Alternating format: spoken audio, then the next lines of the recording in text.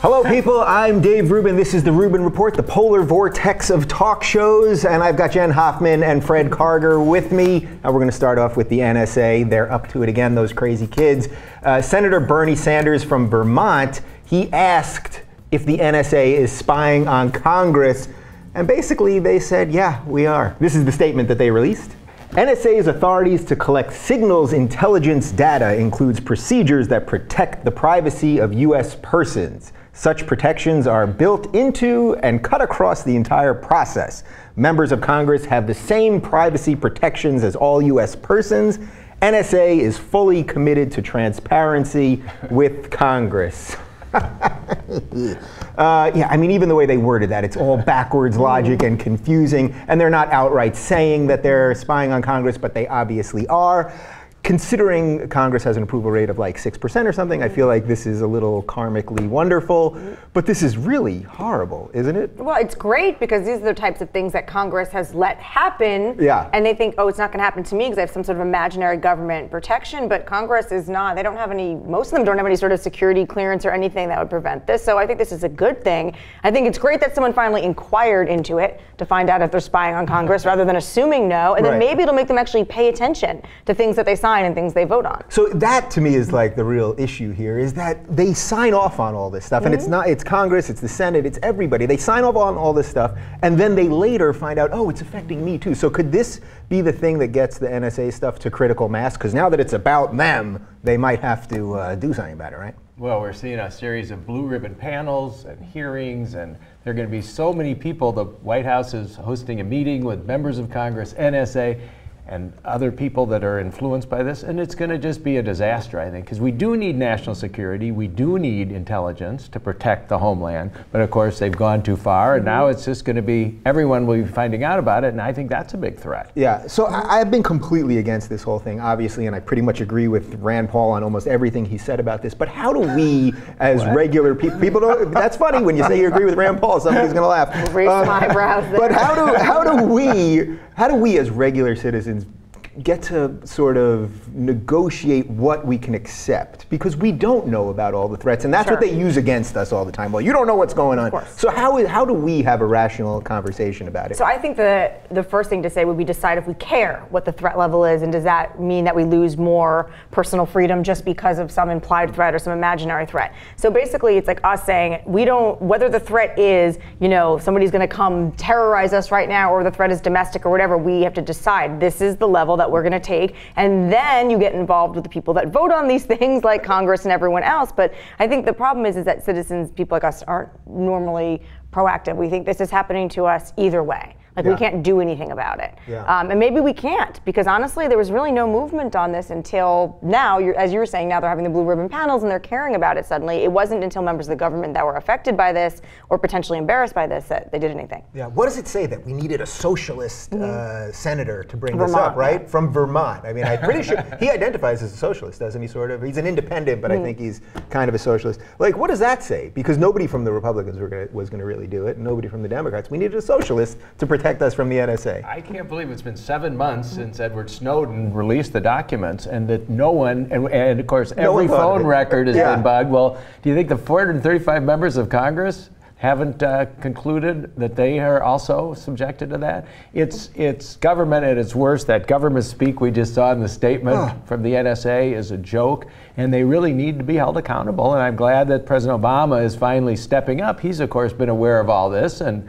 a party to it, and I think he owes us an explanation. He definitely does owe us an explanation. And what I think is interesting about this is, for all we know, they're spying on Obama too. I mean, that's even been written about. Are they spying on Obama? If he only has the same protections as the rest of us and as Congress, by that very statement, they can. So doesn't that make you wonder who's really in charge? If we have this secret organization that they're authorizing to spy on them, well, none of the people that we think are in charge are really in charge, right? Right, and then also what matters is what can then happen with that information. Because once we figure out who is really in charge, then we figure out how they could potentially leak information to use it against their own people, how they could use it against us, how they could use it against individuals. Because just collecting data is bad enough, but if we don't even know who these people are that are interpreting it, and and what are their legal limitations on releasing that type of stuff, then it becomes an even larger problem. And nobody should have such an absolute power. That's why we have 3 branches of government government, and there's not really, this is kind of its own whole monster now that can check anything under the name of just fear. And anytime you have anything created out of simply fear, like this agency needs to exist because we need to be able to collect data on people. But the fact that no one questions them usually is simply based on fear. The Socialist Congress had to ask because the other Congress people would have been called, they're not patriots. They're not supporting. Exactly. It's all based on fear. So it's basically, no one's checking it just because everyone's just too afraid. Should James Clapper be fired? He's the head of the NSA who, testified to Congress that we're not wittingly, as he was scratching his head, we're not wittingly spying on people. Should he be fired? I mean, he lied to Congress under oath, right? I don't know. It's a very touchy subject. I guess my big concern is with Edward Snowden. And of course, that is a big debate. So what should we do? What do you think we should do? I think he's a traitor, and I think he should be brought back to this country. And there are other ways to go about releasing data, information as a whistleblower that are legal in the government, but not to jeopardize all of our agents, not to jeopardize our relationships with other countries like Brazil and Germany, where turns out we're bugging the phones of the leaders there, our allies. So I think that it was very inappropriate. I think he should be brought back to this country, and I think he should be held accountable. So I know the comment section is going to be blowing up about that right now. So to me, it's like he had no choice. He had to do it the way he did it because they would have never believed him. He needed to do something crazy to shake the system. If he would have done this, well, then he might have just disappeared or had a car accident or whatever. To me, it's like he's released this great thing, so we have to treat him as such. Well, the problem is that it's like, is he a traitor or is he the perfect example of a patriot? Exactly. And that's the problem, because there really is no gray area. It's like the proper government channels for him of saying, hey, I don't think this is a good thing that we're doing, probably would have just jailed him, silenced him, threatened him, screwed him, possibly killed him. Who knows how far that gets, because I don't know. But I like how you were a little more cautious than I was. I went right to the car accident. I know. Well, I mean, I think that all the time too, and I think of that. So it's like, look, if he had just gone and said, look, there's things going on that I don't agree with and I think you should be aware of, but I can't tell you what they specifically are, then no one would have believed him. He would have been a tinfoil hat kook. So it's like, is this an ends justifies the means type situation? And none of us would have known about any of this. So he either is a traitor or a patriot, and there's no gray. So final question on this. Shouldn't progressives and libertarians completely be leading the charge on this and somehow work together? So somebody like Rand Paul, who's completely against this, and then all the true progressives out there. So I guess someone like Bernie Sanders. Isn't this like a perfect? Why? What's the deal? What's the deal with that? I know the problem is these are people that can't get it together. These are people that share opinions with, statistically at least through polling, the majority of people in America. These are people that seem to have forward-thinking ideas, and for some reason just can't get it together ever. Yeah. Any thoughts on that? I just think as Americans we need to live honest lives. I have nothing to hide. I'm a gay activist. I figure my phones have already been bugged, but I think, no, seriously, we really need to be aware that they're protecting us from another 9/11 and from who knows what else is going on in the world. And I think that the NSA serves a purpose. It's obviously crossed the line and gone too far. All right, well, we can agree to disagree on some of this stuff. Okay, let's move on. But I have a feeling we might agree on this one. Colorado has legalized recreational marijuana, as you've all heard about. People are smoking dope like crazy there. Let's look at people in line at the Lodo Wellness Center. It was pretty cold, but that did not stop these good citizens, these potheads, from getting their weed. Not surprisingly, sales have been through the roof, and actually some of the stores are running out of weed as we speak. We are currently out of recreational cannabis. Please check back with us tomorrow. There have already been reports that the prices of weed are going up because the demand is so high. Obviously, you can already tell that I am completely for recreational weed. I think it's completely fine, and we're going to stop putting people in jail for no reason and all kinds of stuff. Is this just a big win for the weed gang? Is just that it happened already? That we have a win for this country, I think. Yeah. We've been wasting so much money, taking so many people and putting them in prison, because they estimates it's a $45 to $100 billion industry if we were to legalize it nationally, which we should do. It's a lot safer than alcohol. It should be treated responsibly. The supporters have done a great job of going state by state. First 20 states with medical marijuana privileges, and now 2 states, Colorado and Washington, that are going to allow recreational use. And I think it's long overdue, and I think it's sensible. It needs to be treated responsibly, and I think it's a huge improvement for this country. So we're not creating criminals out of those who are not. Do you see this as like a gay rights thing? It's just going to be one state and then the next state and then the next state? Oh, of course. I think that the propaganda machine against marijuana, recreational or medical, just was so strong for so long, and the wheels are just completely falling off that. I think there are certain generations of people in certain geographical locations of people that were a little bit more weary of marijuana, and those maybe those states' rights, those states will never decide to legalize it. But I do think the more and more people that see that, look, the world didn't end, crime didn't rise, all these horrible things didn't happen, that the kind of anti-weed propaganda prohibition machine was going. When they say Washington and Colorado are doing just fine and the state is making revenue from it and people are happy and sick people are actually getting care and there's less people in their jails and you see all these positives come out of it, as long as that information is given to the right people, then I think it will go state by state. But there's certain people that do not want to hear it. You know, I can say, like, my mother still thinks that, like, marijuana is going to make you crazy and jump off a building and rob people and stab. Or I know she has, like, it's like those things from the 50s. That's what I was going to say. She watched a lot of PSAs in the 50s. The PSAs in the 50s basically still run through her head, and the information that she still watches and the internet sites she visits and the news channels that she watches would still have her believe that it is still the 1950s. So, look, she and her peers may never accept it, but I think as more and more people do, it's over. You know, I work in a bubble here, a progressive place in the Young Turks, where obviously pretty much everyone's for this, but I was watching Bill O'Reilly last night, and he was going on and on about how, you know, this is going to ruin society and that the statistics about the jail thing aren't correct. And I don't even think he believes that. I don't think he does believe it either. I think he's just saying it He can't. Bill O'Reilly is not a stupid man. Bill O'Reilly is a very, very smart person. Right. And I don't believe Bill O'Reilly can truly believe that marijuana is going to ruin the fabric of our society. So are you saying he's doing it for ratings, just to play to the base of Fox News? I can't believe that you'd say such a thing. I think he just needs, I think that there's been nothing in the past, few days will get people riled up that he could definitely play to the base and say outrageous things about, so that's why he said that. I do not think that when he takes off his microphone, I think when he takes off his microphone, he's like, and that's it, especially on this one. Yeah. Is there any credence to the anti-weed people? Because I don't want to be so flippant about it. It has been illegal. I'm obviously for it. But is there any credence to what they say? I mean, we already have, alcohol was illegal, and alcohol is actually far worse than marijuana. But is there anything? Can you think of anything? Of course, underage kids smoking marijuana, or which they're already doing, which they're doing anyway. It's a huge problem, and there needs to be an education program to go along with this, and moderation, which works for marijuana as well as alcohol, needs to be emphasized, and I think thorough training of people and an explanation of this is something that does make you high, and it's got to be done with caution.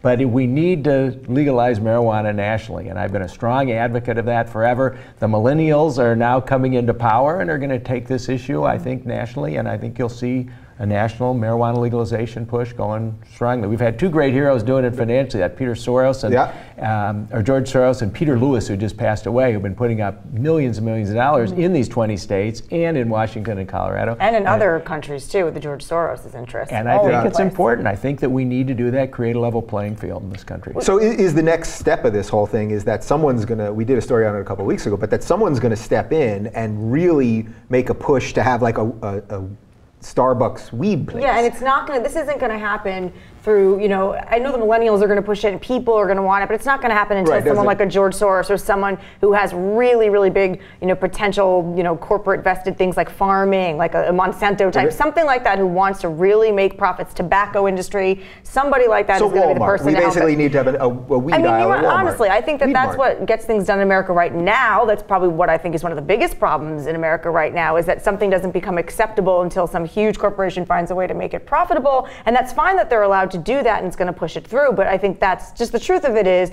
that if you want to see, it federally being okay for everyone to have weed and to have it be acceptable in every street, you need a corporation that middle America trusts starting to endorse it, to fund research on it, that starts to spin it to a positive thing, then you will see it everywhere. And don't forget, when something's legalized, then the thrill is taken away. I'm told in the Netherlands that the only people buying marijuana there, which has been legal for 20 plus years, are tourists. That the people there, now that it's not a novelty, and I predict in Colorado and Washington, when the excitement dies down, it's just been a week or so, but you'll start to see the sales slow down and people may be coming in from other states, but I think there people adjust and it's a good thing. Yeah, I totally agree. Final thought on this, I've been all the mainstream news on this. Every time they talk about this, do you notice the B-roll that they show? They show all these like college kids in big sweaters and hoodies hoodies. Hoodies are very dangerous. Beanies and they're hoodies. Beanies and hoodies, and they're never Yeah. shaven, and they're taking bong hits, like Yeah. huge bong hits, and laughing. Like even the messaging that the mainstream media is pushing, not even verbal, is bad on this, right? It's not only bad, it's lazy and it's childish. Yeah. But at least they're Every showing time. faces. Yeah, Before it was always blurred or background. right. true. So I guess. But now the faces they're showing, or they're showing that it's just a thing of the youth. It's just something of slacker culture. It's just something of scary potential criminal hoodie culture. It's not something that people that are genuinely either sick or older or suffer from anxiety or just feel like chilling out the same way a person goes home and have a glass of wine is doing. So I think that they need to attach more the faces of weed instead of just putting it on that. But it's embarrassing too.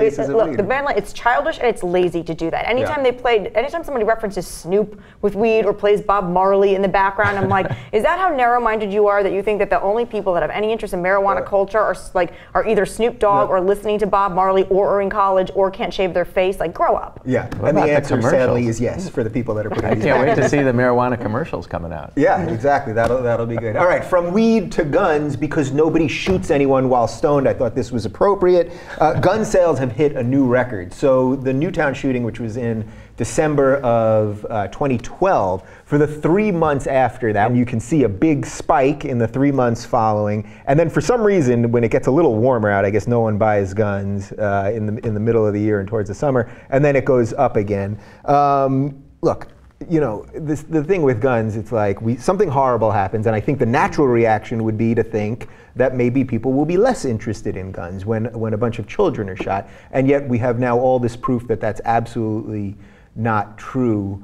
What is going on? Gun sales go up because people were afraid Obama was going to take away them. their guns. So the immediate reaction is a horrible shooting, and then the first thing that the gun people think is, we have to get more guns. Look, there's always going to be reactive people on either side of an issue. So there's reactive people that are like, we need to get rid of all the guns in this country immediately because children got shot, and what about the children? Then you're going to have this complete other reaction, which is going to be like, now they're going to take away all of our guns, so let me just hoard all the guns I can. And usually neither of those extremes are even relevant to what's really happening. I think there's a big propaganda machine put out there by the gun companies and the ammo companies, and everyone else saying that Obama's going to take them away. So that's why it's dipped a little bit now that I think people realize that Obama has bigger and better things to do than try to wrestle your guns away from you. Maybe he wanted more strict background checks, but that's about it. Yeah, so by the way, I should say that the chart we just showed there was for background checks. Mm-hmm. So actually the amount of guns that were bought were really higher than that, because you only need one background check and you could buy 5 guns. So what will it take because I do buy into this reactionary idea, both sides immediately after a tragedy,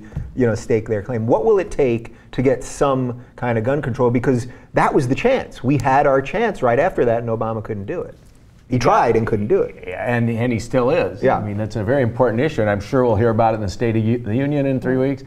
You got to remember, the National Rifle Association is driving this engine, and I got to hand it to them. They are very effective in their messaging, and they take no prisoners. So even after the Newtown, they're out there scaring people into buying guns and ammunition, which is now going up. We have a serious problem in this country, and the political leaders are afraid to tackle it, again, because of the NRA and those allies. They can't even get an assault weapons ban passed, which has been expired for 10 years. So it's a very sad state. We need to concentrate on that, and we need to take some action. Is part of this also that there's other political things going on that I think make the gun people nervous, because they believe, and the NRA believes, that one day they're going to have to have an uprising against the government. But I don't necessarily not believe that either. I'm kind of with it too, or zombies or robots or something. But that the more this NSA type stuff happens, it creates more suspicion about the government. So it's a lot of things at once. It's not just about the gun. It's about things that are actually legitimately happening in the government that we're concerned about. Look, here's the thing.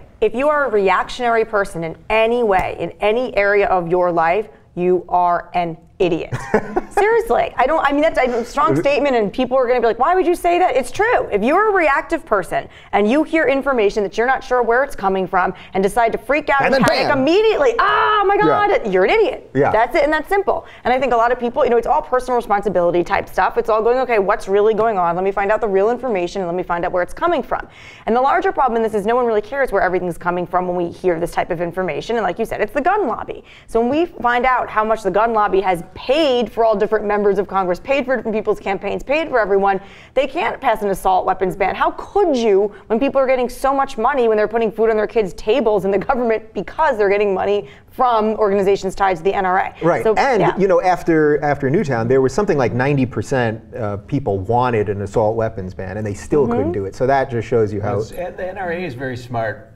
Politically, they'll go in, and if somebody does vote for an assault weapons ban in their state, they'll recall them. They'll take them out. So it puts the fear of God into these other politicians. They're very effective. I think we really have to evaluate the NRA and maybe start looking at ways to work with them or to get them to back away or be aggressive against them if we're going to look to have any kind of gun restrictions, gun assault weapon ban in this country. Yeah. Is the bigger thing with the shootings, is it really about prescription drugs? This is the thing that nobody will talk about. Oh, with the kids and the prescription drugs? Every single one of these mass shooters, I can't swear it's every single one, a huge percentage, I would venture to say 90% in the last 10 years, they're always on prescription drugs. They're generally also either on antidepressants or on something for ADD or ADHD, and both of those drugs have been shown in kids to, you know, increase incidences of suicide, murderous thoughts, aggressive thoughts, and all these other things. I mean, just listen to the commercials. Yeah, all of those. They just, you know, it's fully disclosed in the end that these things could happen to young adults. I think, you know, the pharmaceutical industry right now in this country is, and by the way, hopefully maybe they'll get better once they realize that they can start funding more and more marijuana things, but, and I'm not kidding when I say that, it's an honest thing. But, you know, the pharmaceutical industry right now has a vested interest in keeping all the children in this country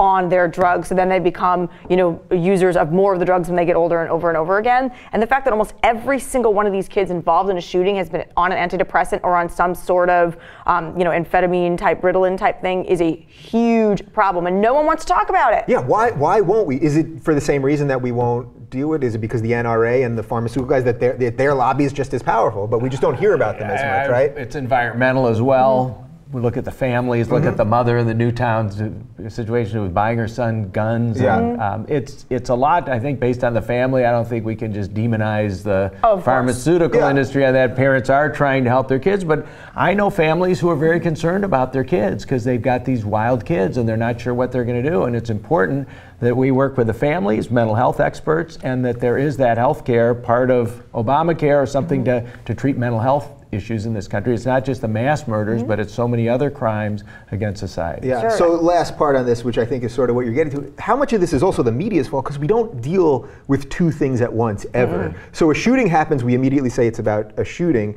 or it's about guns, but when it really could be a combination of all the things we're talking about, that it could be, you know, the antidepressants, it could be the over-violence culture that we have. I don't think it's video games personally. To me, that's how you get the aggression out. But that it could be a confluence of all these things. But we would never have that debate. Television certainly doesn't have that debate ever, right? Well, television needs to have sound bites and things now, especially with the internet on there. It's almost that television people are looking for that one viral hit. So they have the one sentence that explains perfectly what happened. And the whole damn thing. You can't ever examine something as awful and as wide as a mass shooting on just like kid was on Ritalin, or, you know, bad parents, or angry, or just a psychopath. Or it's always a perfect storm of things that make something extreme and terrible like that happen. So when you have a kid going and shooting somebody and you just don't want to be insensitive to the families, and you also have to kind of pander to your audience who needs an answer and wants to feel safe, it's easier just to blame one thing because then your audience feels like, oh, it was just this, and if we just take away guns, or if we just take away this one thing, we will never have this again. And as we've seen, it's never just one element. It's a whole bunch of different things. And I will say, I've taken Adderall before. I've had it prescribed for me. As you can see, I talk really fast, and I have that thing that sometimes feels like an ADD type, you know, personality. And it seriously made me feel like the most violent, crazy thoughts I've ever felt in my life. Like rip my own skin off. I feel like my tendency more would be like to panic myself, but I can imagine if my natural tendency was toward violence, I would have been violent. I have no doubt in my mind. Yeah, Fred, bring us home on this. Well, I just think the tragedy too is what is going on in this country. Think of these schools now that when I was growing up, we used to have to go under our desk or to fallout shelter. We thought the nuclear bomb was coming from Russia. Now these kids are fearful of their fellow students. They have lockdown practices. Law enforcement works on this. Security guards at schools, backpack, metal detector searchers. Which is normalizing it, by the way, a little bit. This is what's going on in this country, which is terrible. Kids should not have to go through that, and I think that's one of the great tragedies of these gun violence attacks here. Yeah.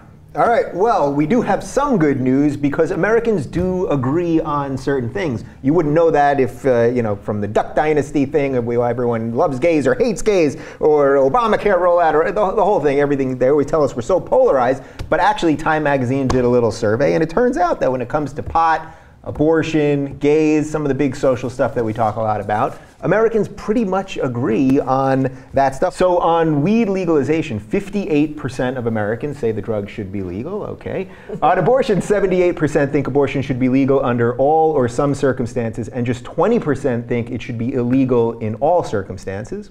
On homosexuality, I like how they worded it like that. Really, let's focus on the homo part. In 2013, 59% thought gay or lesbian relations were morally acceptable. 53% are now in favor of same-sex marriage. In terms of health insurance, 56% believe that it is not the responsibility of the federal government to make sure all Americans have health care coverage. I think that's kind of interesting, which is up from 28% in 2006. So that's a little backwards to where we've been going with Obamacare. And then finally, trust in government. Just 19% of Americans trust the government in Washington to do what's right. That seems high to me. 81% of us don't expect the government to do what's right all or most of the time. That seems low to me.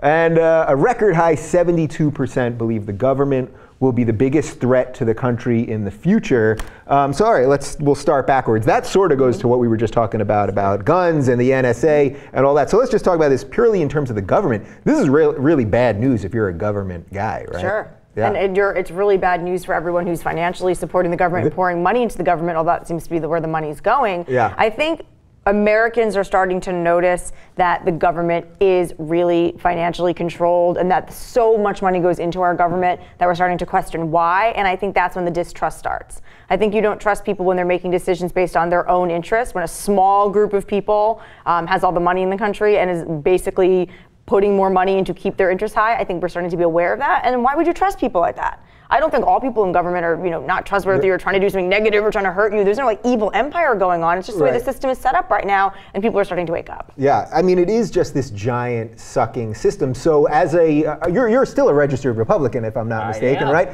So as a few in California. Right. So as a Republican, you want smaller government. So are those all the reasons why you want smaller government? I think some of those numbers are very much that, because we're seeing government, and particularly the elected officials who are so unpopular, all politics is selfish, and we know that. And the problem, though, with the politicians, particularly in Washington, are their only goal in life is that next election. They're not concerned about doing what's right for the country or their constituents. They just want to worry about what's happening when they're next on the ballot, moving up.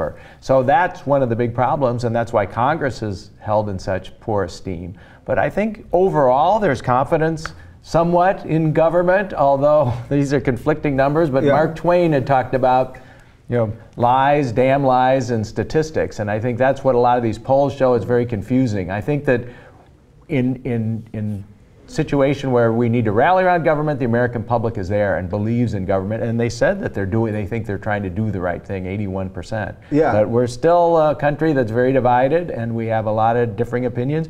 And I think some of the social issues are great. The media, we can thank for that. All the coverage of all these happy couples in Utah, which was really made my Christmas, that gay marriage was legal there for 2 weeks. For what we get, 2 weeks, and now it's probably going to go to the Supreme Court, so, I guess? So 1,360 couples went in to take advantage of that, and their marriages are in limbo. But when you see all that love and the families and this waiting in line in cold and even longer than for the pot and marijuana in Colorado, I think that shows the American public that it's not harming anyone, it's just affording happiness and love to others. And so that's what's changing numbers. I agree with all that, except I disagree with the fact that, when you said that the country is still very divided, I think that these numbers show the country isn't really that divided. No, I mean, obviously the country is becoming more socially liberal, fiscally conservative, and the statistics are proving that people want that, especially by saying less government and by kind of being like, leave us alone. So I think that we're not as divided as we think. I think people in general, except for some very fringe groups on either side,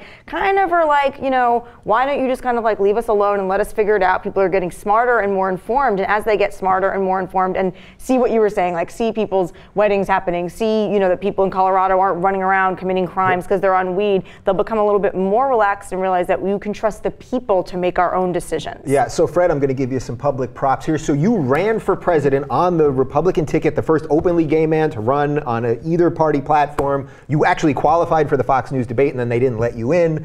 I think there's a lawsuit involving that. But what you believe in are the exact things that Jen's talking about here, that all these people want. This socially liberal, no woman wants an abortion, but she should have access to it if she needs one. The gay stuff that we obviously all agree on, the guns, all that stuff. Do we need a third party to do that, or can one of these parties actually make that happen? I think we're seeing a combination. A lot of people have left the two parties to become independent. When I ran in the New Hampshire primary, 42% of the registered voters in New Hampshire are no political party. They're declined to state. Why? Because they're unhappy with the parties. So the country shifts back and forth. It does from time to time, and the Republican Party right now is moved so far right, but I think it'll come back to the center. We're talking about Chris Christie. If he runs, he's perceived as a little more centrist and moderate. Well, we'll see, because there was a traffic violation today that could derail his whole presidency, apparently. Lots of scandal there. Doubt it. Read that book, Double Down. You'll see why Romney didn't pick him for vice president, and they list all the reasons, which I think was a good kind of slap in the face to Christie on his chances. But is there a chance for a third party, though, or do you think it still has to come out? No, this is very well designed that it is impossible. We've seen that. No, it's just the way the system is set up with the primaries, the caucuses, there's just no way for a third party to really get in, and also the Electoral College, that we can't really infiltrate that. And there have been many who've tried, but unless you get a Michael Bloomberg in there. So that's what it is. You need a Ross Perot. But it's still, the states are set up in the primary and caucus system to stop such action. Yeah. All right, so final thought on this. The one that I think is particularly interesting there is the abortion, because 78% of people think that a woman should have access to it in virtually all cases. But yet we still seem to have a debate about abortion. Why can't, is this, again, we because just it's emotional. It's emotional, it's religious based. And it's not really all cases, and I think a big bulk of that's pretty divided in a lot of other polls I've seen. It's in rape, in the case of rape or incest, where people, well, that's what gets it to that 78%. I think most people, and most now kind of are just like, let people have abortions in almost all cases if they believe in abortion, and most people that don't believe in abortion believe in it in no cases. That's what you're statistically starting to see, is it's becoming even more and more polarized within the people that have an opinion on it. There's people that also kind of don't care. Yeah. And we always discount that. We always think that everyone is like, oh, please give me abortions or no abortions. Or, you know, some people just kind of don't care and don't have an opinion. Isn't and it crazy that the people that don't want abortion also don't want sex ed? It's like, pick one. You know what I mean? Give us one reason. Religion. It's religion. It's just religion. That's what's brainwashing people in order to come up with these positions. Well, I think it's interesting that you ran on the Republican ticket and can say those things and are free to say those things and would have a larger problem being elected in a primary because you have to say things like, nope, I love Jesus and no abortion and all these things, and you may love Jesus and still think that people can have abortions. Who knows? But I think it's difficult as a Republican to have an array of different opinions to get any sort of credit into the primary. Yeah, well, that's the irony. We talked about it for a second before the show, but John Huntsman was sort of thought of as a joke, and he was the only rational person up there, at least in my opinion. So that shows you that. Or at least outwardly company rational. Accepted. Right. Well, at least on the stage where you should have been. But then what do you do? Then what do you do as somebody who identifies as a Republican, somebody who has different ideas than some of the other people in your party, and maybe views that many people have in your party but can't say? Then what do you do? What does the party do? You try and change from within. And the Republican Party I grew up with was a lot more moderate, particularly in the civil rights area. I blame the Democratic Party for wrecking the Republican Party. Strom Thurmond, people like that switched from Democrats to Republicans after the Civil Rights Act was passed by the Democratic Party. And so they've poisoned the well, and now you have the religious right that's taken it over. But we're going to fight a lot of younger people that believe in fiscal conservatism, holding government responsible, but are socially moderate, or I think are going to come back to the Republican Party if we get a good nominee and some good leaders in the party. Yeah, and that's why, again, I'm going to say Rand Paul twice, but a guy like Rand Paul, if he could be what a true libertarian is and get out of bedrooms, that's what I don't get. We're with you on the NSA thing, we're with you on the drone thing, we want more of a controlled government and less spending, and then at the same time still doesn't believe in gay marriage. I think he's still for the weed stuff and blah, blah, blah. He's unstable. Right. He's an unstable individual. Yeah, that would explain his crazier than his dad. Right, very emotional about the way that he seems to pick his issues. But it seems so silly to me that when you're the Republicans and you're fearing that you might not win a few more elections, why would you play to your base of these like total right-wing extreme lunatics instead of realizing that you could win this country in a landslide if you just put somebody, because look, a lot of people perceive the Democrats as weak. Right now people aren't sure how they feel about Obama. People that are a little more liberal maybe feel that Obama betrayed them and didn't do everything he said he was going to do. People that are more conservative don't like his health care plan, don't like a lot of different things. If you are a Republican advisor, it just seems so moronic to me to not go, let's cut the BS with pandering to Tea Party, right-wing, religious, crazy fanaticism, and why don't we just pick a sane candidate in the middle that is a states' rights person, that's a less government person, that also says, let's just stop with the religious crap. Yeah, I mean, we could do an hour on that because it has a lot to do with the primaries, and they have to get these people in a frenzy to vote for them, and that's why a moderate can never get out of the primaries, and blah, blah, blah, blah, blah. But let's move on to diet soda, because people are getting off the diet soda. I've talked about aspartame a lot. People have had it. You know, it's a $61 billion industry, the diet soda industry. And you know what it's being defeated by? Good old-fashioned water. So over the past year, sales of non-diet sodas have declined 2.2%, while diet sodas have declined 6.8%. 10 years ago, diet and non-diet soft drinks were the second most popular food item. Today, they've fallen to fourth place behind sandwiches, fruit, and vegetables.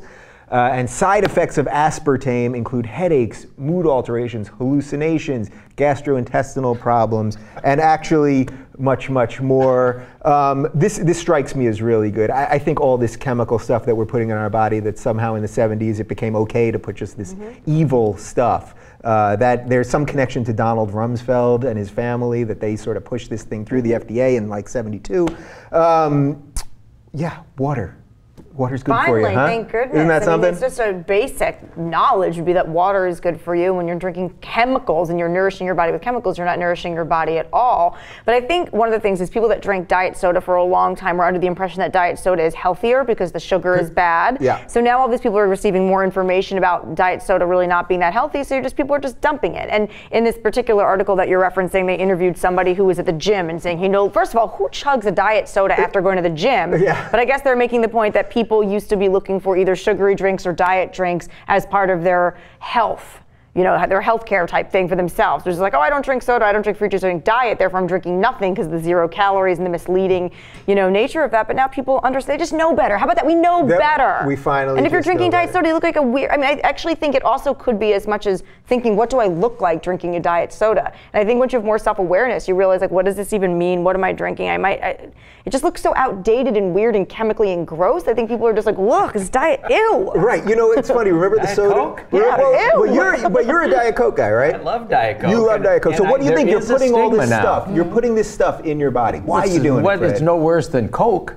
Well, okay, so we can talk about, let's talk about high it's fructose corn syrup just for a second. Right. So we literally are putting corn in our soda, as I've said many times, because sugar, if you buy Coke in America, is too expensive. So we put corn in our soda instead. As a matter of fact, if you want actual sugar in your Coke from America, you have to buy a Mexican Coke because they get the real stuff in Mexico. So you're saying it's a trade-off. What was it? Wait, what did you say? They get the real stuff in Mexico. They get the real stuff in Mexico. That's a whole. We'll do that as another topic. Good for our Iowa corn farmers. I like that. Yeah. So it's good for. So yeah, you're doing it for the corn guys. But really, so for you, it's a trade-off of the fat, and you're okay putting high fructose corn syrup, which is awful. It's moderation, moderation, and fitness. And I think those are what's really important for healthcare in this country. And walk around, and you'll see that we're not quite following that lead. But I think it's important that people eat healthier, and it's very expensive. Are part of the problems. If you have a big family, as people think. I agree. I will go crazy on this for anybody talking about it, because I have been in a position where I've been almost like dead broke and had no money, and I've been able to eat completely clean during that time. I think you can feed a family completely on that same type of money. I understand that it's 59 cents maybe to get McDonald's or get a burger, but there are ways to prepare meals for your family that don't have that don't have just MSG, that don't have high fructose corn syrup, that don't have all these things in them, and it's more responsible for your health, and it's not in moderation when it comes to putting chemicals that are actually poisonous in your body. And I'm not being hypocritical. I used to love Diet Coke. Diet Dr. Pepper was like my jam. Like a 32-ounce Diet Dr. Pepper from Circle K was like, like it was just the best. Diet Pepper. Yeah, it was really great, but I didn't feel well. He was a doctor, so. He was Dr. Pepper, I know. Yeah. But I mean, I had anxiety from it, and I did have like a little bit of stomach issues from it, and then I looked into it and realized what I was putting in my body and stopped. And I think that, I think people would be, there you go. Fred water. Drinking Fred water.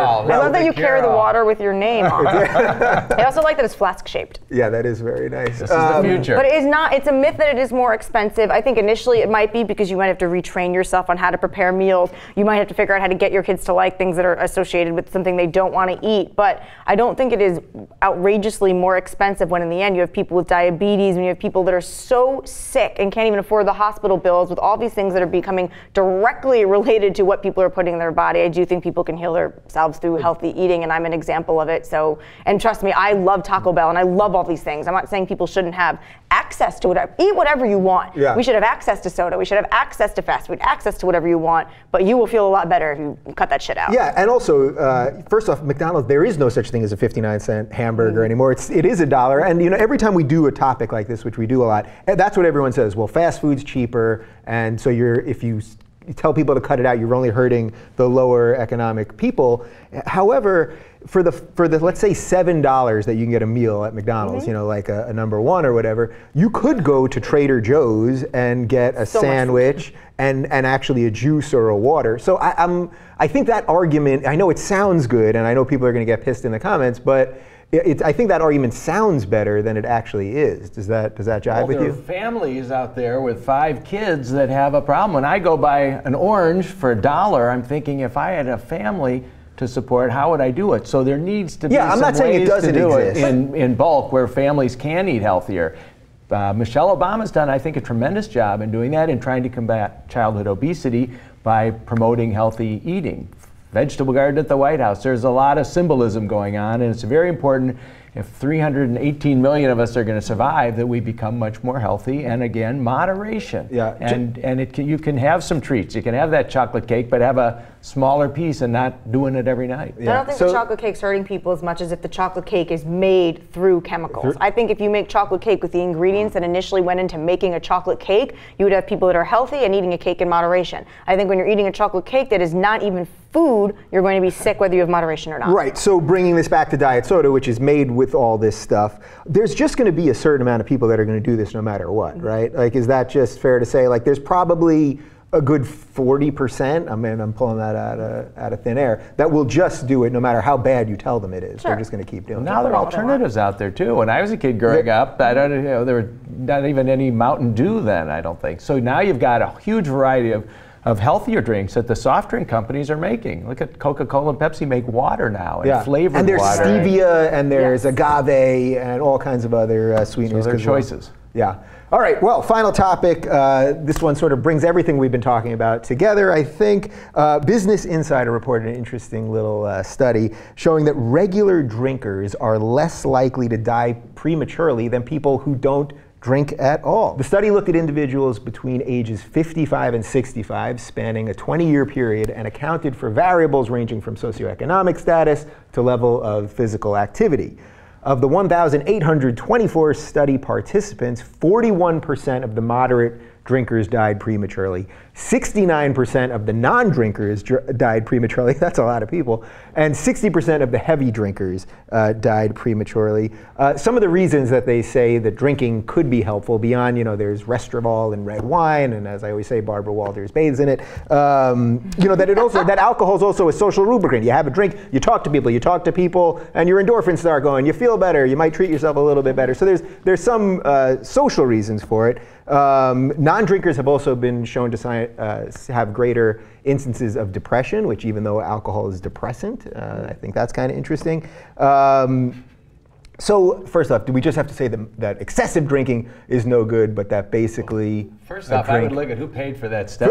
As always, Absolute vodka. Yeah. Who did this? I mean, it's well, kind of an Business unusual. Insider. They didn't do the study, but they reported on it, and Someone paid for it, though. That's where you do a little digging. Every study we do, you got to, Almonds are supposed to cure cancer. Well, who presumably paid for that study? You're telling me the almond people are no good? I would assume so. I'm a skeptic. But it's interesting, in these if you don't drink, you might die prematurely. Right. I know anytime there's a little bit of fear and negative language put in something, I agree with you. When I see negative language in studies and I see a little bit of something fear, like words die prematurely, which they, by the way, never identify what prematurely means. It's like natural causes. Like, yeah, what does that really mean? So you're dying prematurely means you're dying before the average person dies of natural causes. My New York accent came out there. I'm assuming it's dying before natural causes. What does that mean? What is that happening? No, like, now that was Jackie Mason, I think. I don't know. Yeah, moderation. But I hadn't really looked this up, but I did Google the top 10 drinking countries, and Great Britain is #1, and China and Russia 2 and 3. It's interesting, and America didn't even make the top 10 list. So we tend to be living pretty long here, but I think it's there's so many factors in that, and I think that study is skeptical at best. Yeah, so we've had a theme in this episode, at least, of these social things. Is the next thing that's going to happen once the weed thing is taken care of, that the next fight might be to lower the drinking age? Because right now we can send you off to fight a war overseas, and you're not allowed to have a beer. That's going to really depend on law enforcement and what they think financially is going to go into policing that and changing things with that. I mean, I don't understand why an 18-year-old who's an adult and can go off to war can't have a beer. It's ridiculous. It's silly to me, the fact that you can have marijuana now. Is it 18 or 21? It's 21 with marijuana too. Yeah. It just seems silly. If you're an adult, or are you not? So, I mean, silly to me. Yeah. What's the rationalization there when people say you can go to war? We will literally send you across the world I'll tell you, to kill the rationalization is when you're younger and you're 18, you are less likely to make good decisions, so you might sign up to go to war, and America wants that. Seriously, if they say that when you're 18, you might make poor decisions, you might misuse marijuana or alcohol, that's probably true, because when I was 18, I probably didn't have all the information or wisdom I have now. I certainly didn't. Yeah. And when I was 18 years old, or when anybody's 18 years old, you're more likely to make a judgment based on something irrational. So of course, yeah, they don't want you to drink, but they don't want to stop you from signing up to a war that they just to go. Right, you might have the irrational thought that the government would take care of you after the war. And by the way, I'm not saying that everybody who goes to war is being irrational or stupid or anything. I'm not saying that at all. I mean, obviously, they're doing something that other people aren't doing, but I'm saying it is in the best interest to have younger people who might be more risk takers, rather than as you get older, you get more risk averse, most people, to go off into something that's really scary. Because right now, I can't even imagine, when I was younger, if you had sent me into some sort of battle, I probably would have had that false sense of I can't die, nothing's going to happen to me, and the future is great. But as you get older, you get like, oh, everything's terrifying, and you get scared. Yeah. Not me. Not you? Yeah. Are you taking more risks now? I'm drunk right now. So I said the flasks. I want to live. What's in there? Fred water. What's in the Fred flask-shaped water? Vodka-looking water. Yeah, by the way, for the record, we are not being paid by the Fred people, as far as I know.